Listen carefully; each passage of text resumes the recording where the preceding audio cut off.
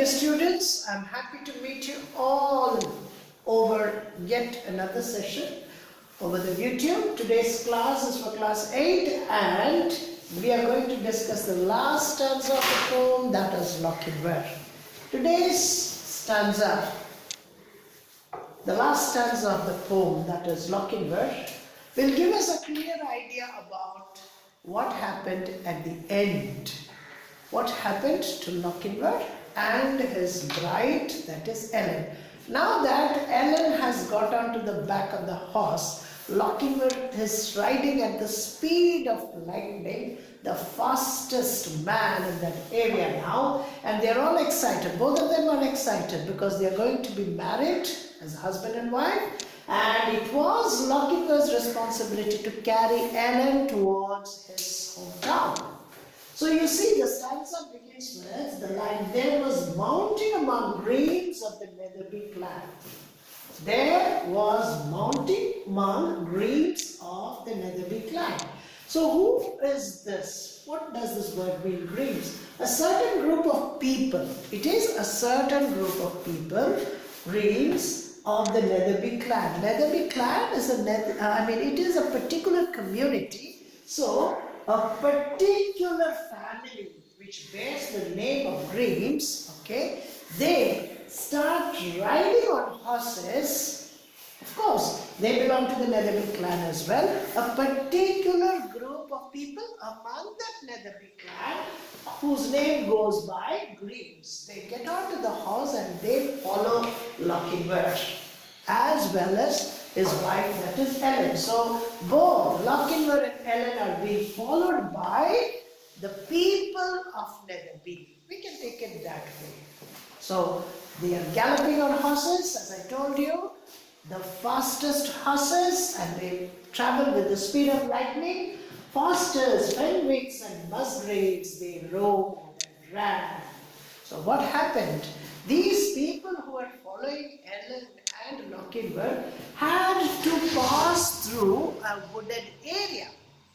On their way, in pursuit of Ellen and Lochinvar, they passed through different flower trees, Fosters, Fenwicks and Musgraves.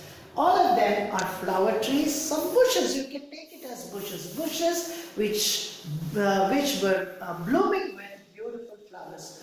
Bushes which had beautiful flowers in them. Fosters, Fenwicks and Musgraves, they rode and ran. So they had to ride over these trees and bushes. The bushes which bore flowers, and they rode on and on. They had to cross all these flower-bearing plants. There was racing and chasing on Canopy Lee. So they kept on racing, and they came across a place, Canopy, right? But the lost bride of Netherby never did they see. They never happened to see the lost bride, that is Ellen, because Ellen and Lochinvar were much ahead of those following them, that is from Netherby, and they weren't able to catch them at all. So daring in love and so dauntless in war, dauntless, fearless. So Lochinvar was a fearless man. So daring in love and so dauntless in war. He was a fearless fighter and he also had great bravery. He was brave enough to woo the girl, that is Ellen. So he was a daring knight. He was not afraid of the consequences that he would be facing on taking Ellen with him, and he was a warrior. Have you ever heard of gallant like young Lochinvar? So daring in love and so dauntless in war, have you ever heard of gallant like young Lochinvar? So you see, the poet finally ends up the poem with a question. Have you ever heard of such a gallant knight as Lochinvar? Have you ever seen such a brave, fearless, dauntless knight such as Lochinvar? Definitely no. So he was the best and the most, the noblest and the bravest. That is how we can put it. He was the bravest, he was the dauntless, he was the fearless, the most fearless knight in all that area. So, Walter Scott concludes the poem with the eloping of Lochinvar and his bride, that is Ellen.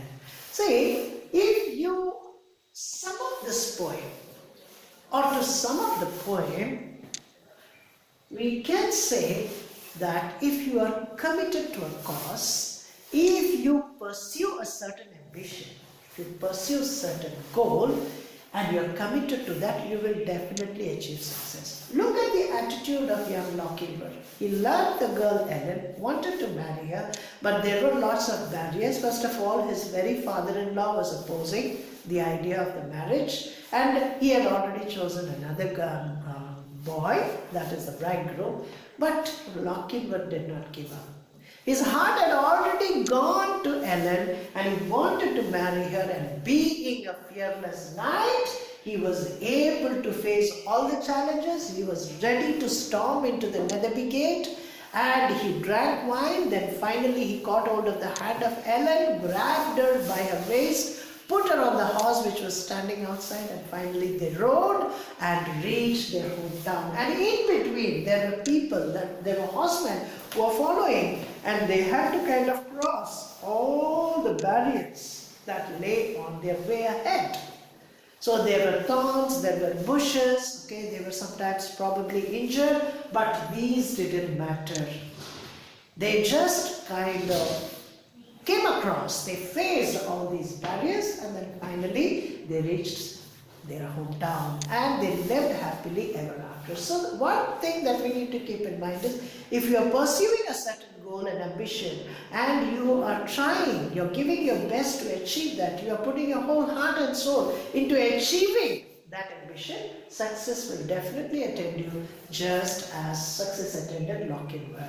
And being committed to a cause is the most important point in this particular poem. So I hope you must have got an idea about the poem. And of course, in the Zoom class, I will be giving you some more questions. We will be discussing the poem once again. And very soon, I shall meet all of you in another video. And that would be about an interesting story. And with that, we will be completing the syllabus, or we will put an end to our syllabus. That would be the last lesson, and after that we'll start a revision. So till then, stay at home, keep revising, keep reading the poem, and question answers will be sent to you. Just keep learning them, and that would help you in scoring good marks. So goodbye from my side right now.